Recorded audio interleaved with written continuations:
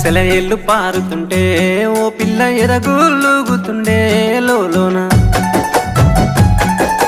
నదులన్నీ కలిసినట్టు పిల్లగా నవ్వెంత బాగున్నది నీలోన గాజుల సప్పులు గలుగల్లు మోగంగా గజ్జెల పట్టీలు గంటేసి ఆడంగా వరిగడ్డి మోపు ఎత్తి ఓ పిల్ల వయ్యారి నడుము పవే ఈ వేళ సిగ్గు సింగ